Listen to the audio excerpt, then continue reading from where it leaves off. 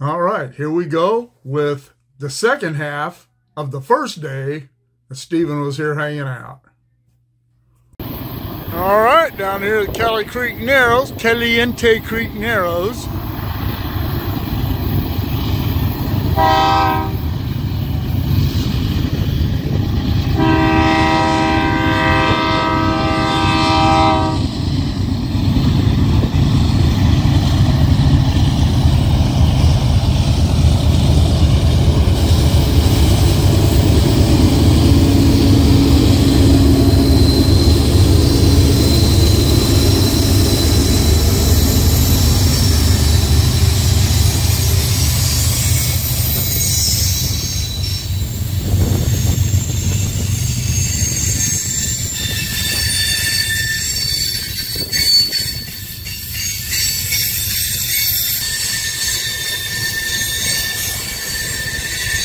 You can see that the signal for this track, for the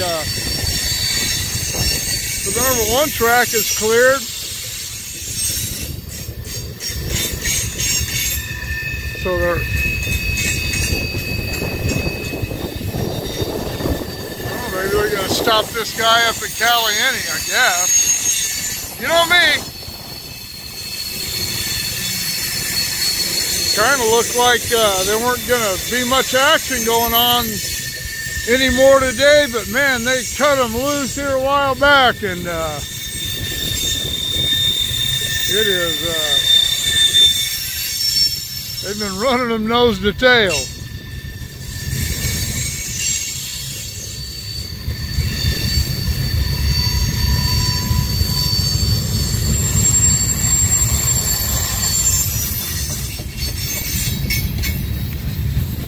So yeah, I don't know,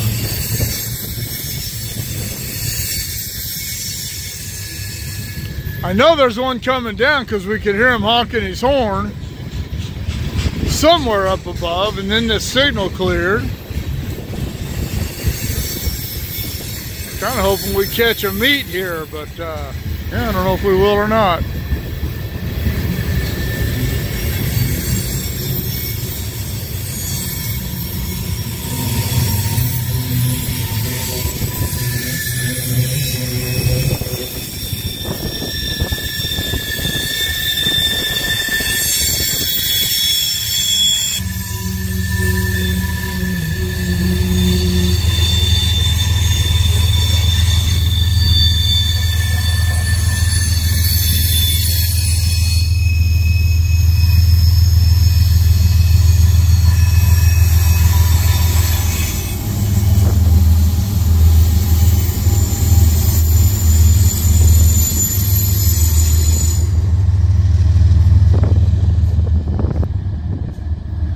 And it's starting to rain.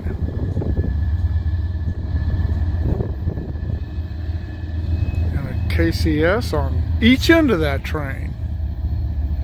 All right, come down to Bealville. Been waiting for this train for a while.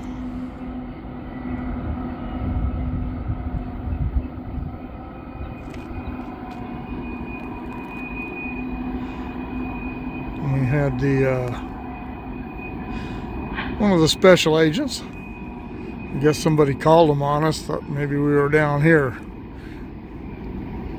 causing problems, but nope. I don't know what we were doing. He said, okay, they don't want us back here this far, so I won't come back here. I won't come back here anymore. I'll abide by their wishes. But he said, yeah, go ahead, and told him we were waiting for this train, and he said, go ahead and do what you're gonna do and get out of here. No, he's actually really cool. I've spoken with him before.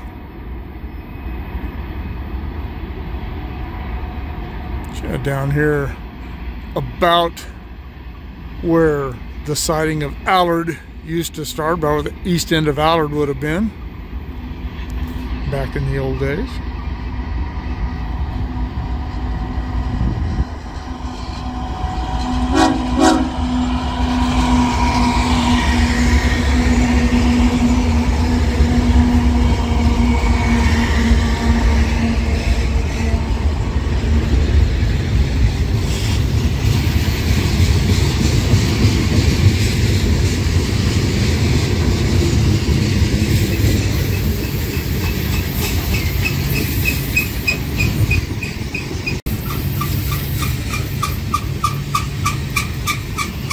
this train is 1202. I'll have to look that up. Oh, there's acid 3257. A lot of them aren't placarded, but it is a loaded train.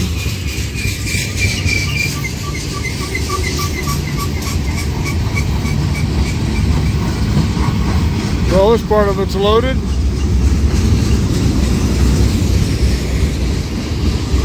You saw the cursed empty center beams up there going through the crossover, and look up there. See that building on the other side of the center beams, and that is the cabin for the Bealville crossover, which is where the west end of Bealville used to be.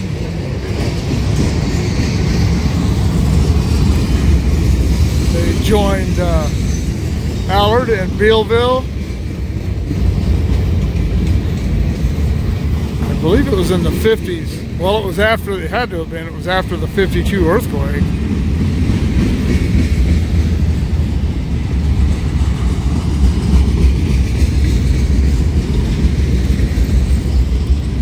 Maybe some of you historians have a more accurate date than just sometime in the 50s.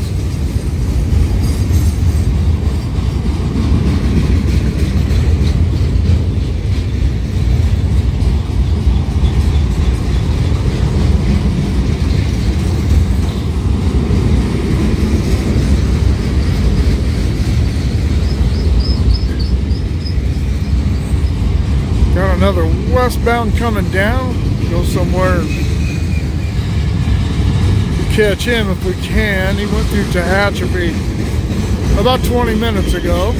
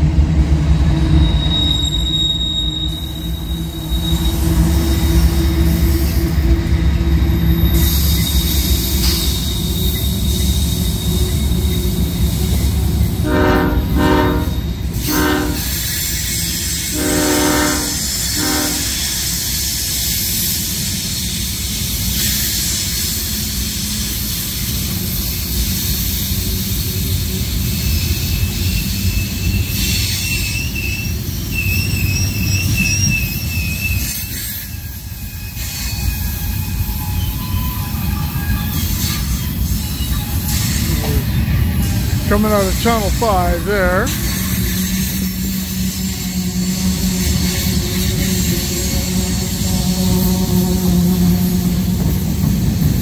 And you just saw the head end going into Tunnel 3.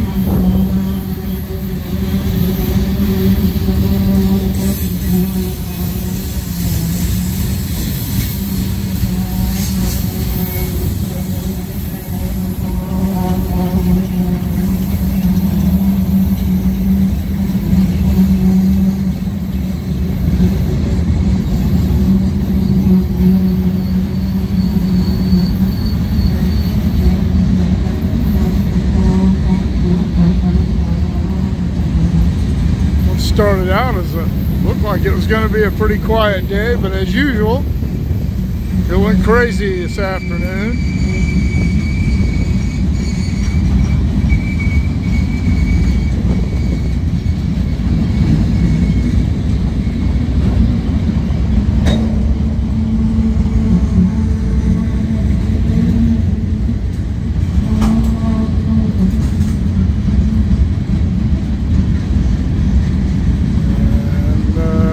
Like you can see, it's starting to rain again.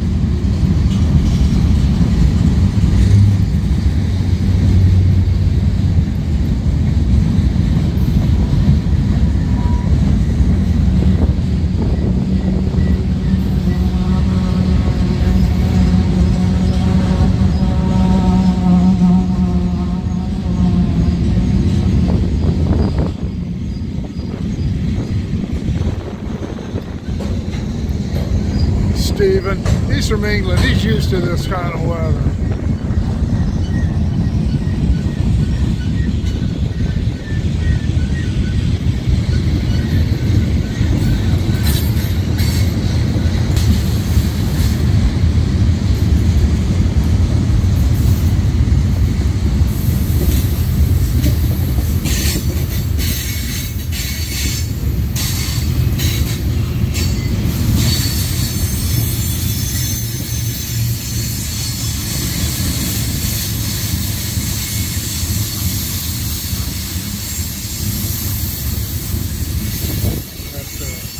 Group of enthusiasts that we ran into up there at Tunnel 2.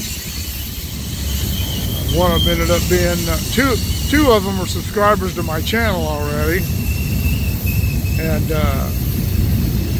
one of them I had met at the depot before, at the Depot Museum. He's the signal maintainer for Metrolink.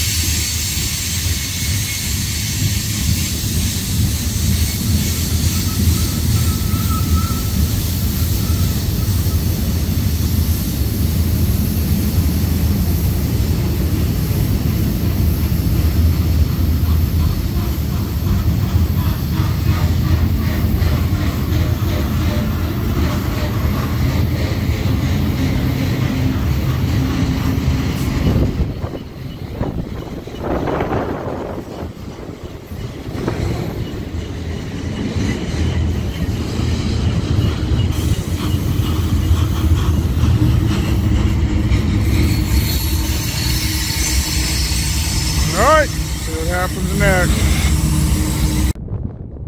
Alright, we're still up here at Cliff. Stephen wants to catch these next two trains up here. And looking down at Caliente, there's that train. And then there is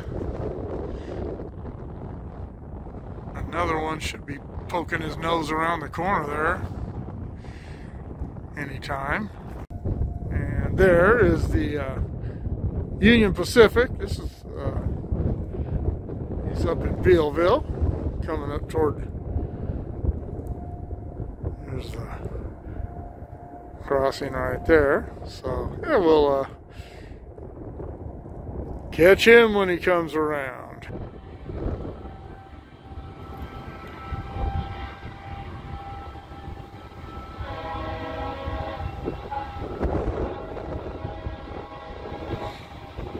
Jacob Pfeiffer. There you go.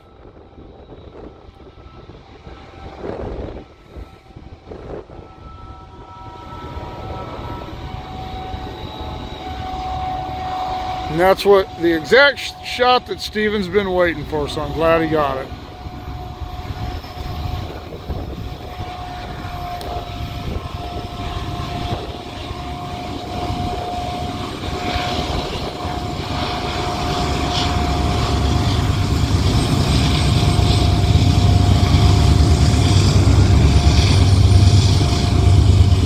Sorry about that.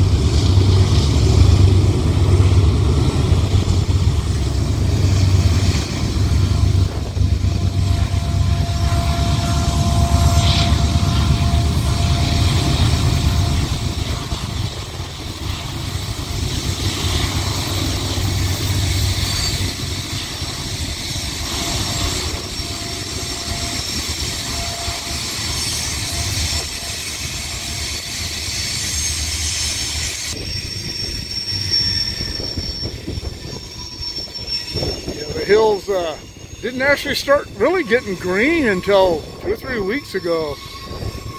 But, looking nice. We didn't get a lot of rain this year, so they're not that emerald color that they got after the 22-23 rains that we got, but still looks beautiful.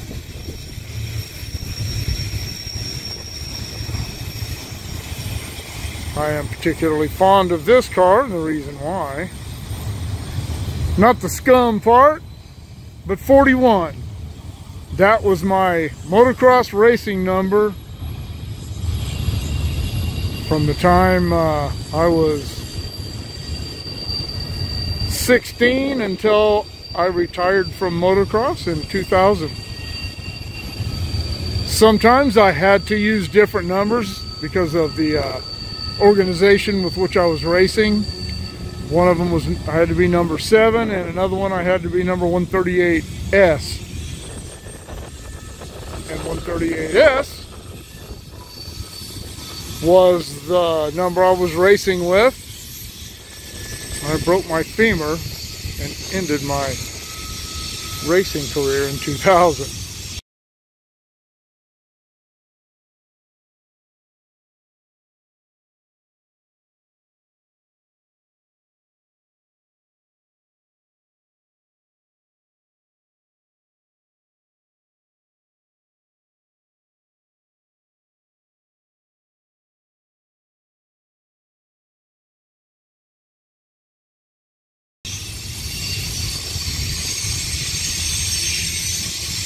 And I had fully planned on racing again when I healed up. It was a long, difficult recovery, and in the meantime, I bought the Harley.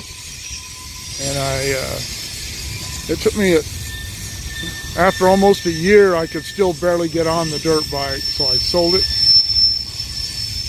and just rode the Harley. And now I've got the KTM that I haven't ridden in almost a year. But yeah, 41 was my number.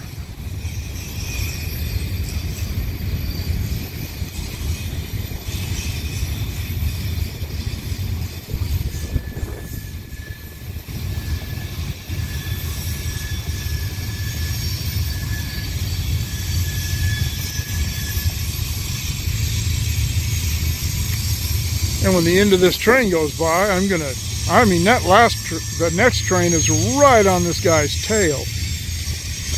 So I'm gonna see not how many minutes behind he is, but how many blocks behind he is. I'll be able to tell that where he is and what the signals are doing.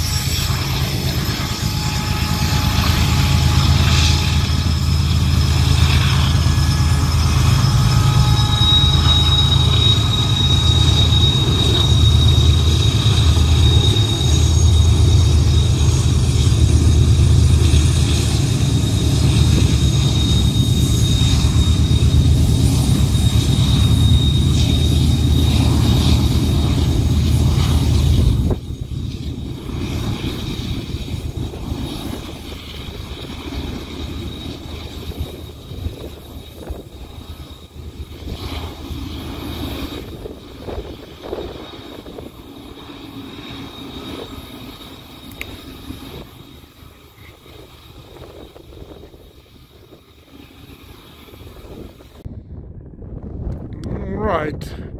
That UP, its DPU, just went around the curve. I can still hear it.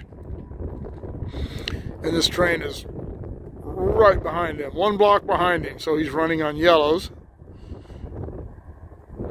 Ooh, he's going to stop. He might be too close behind him.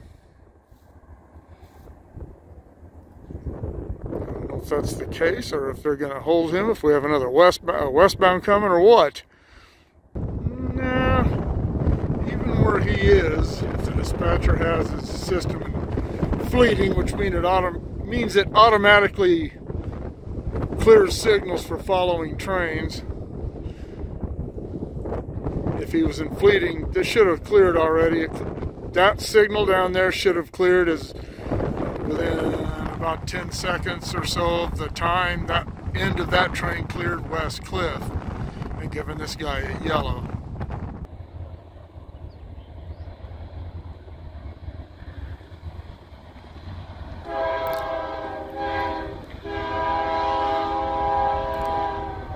See some track treasures right there.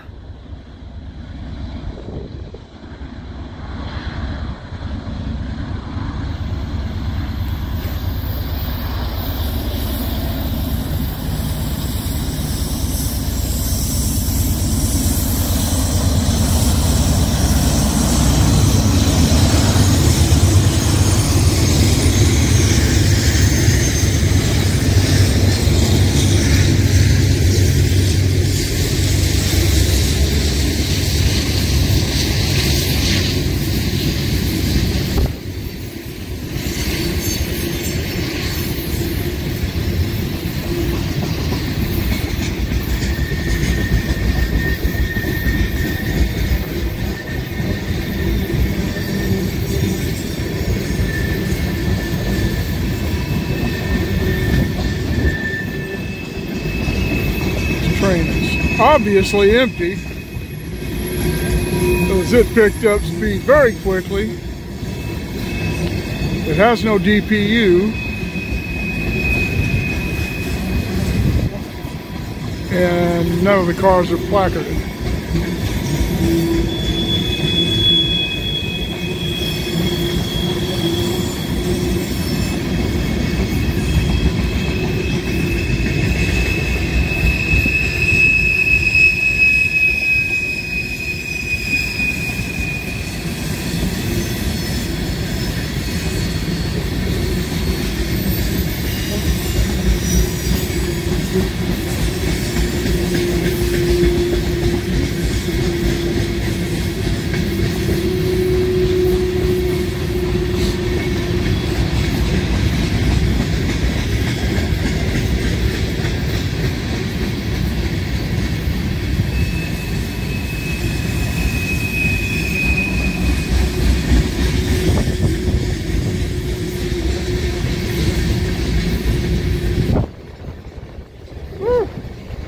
Windy.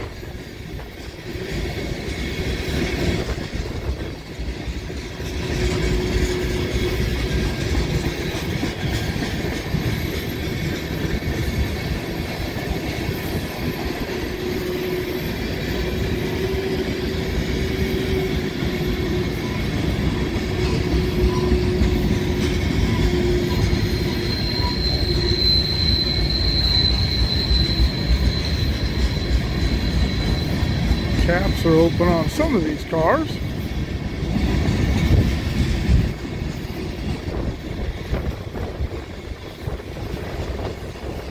Alright, I think that's going to do it for today. Keep shooting me the ideas. Drop me comments below. Shoot me an email at motorpoet59@gmail.com. Like, share, subscribe. Click on the bell if you want to be notified of future content. We'll see you all later.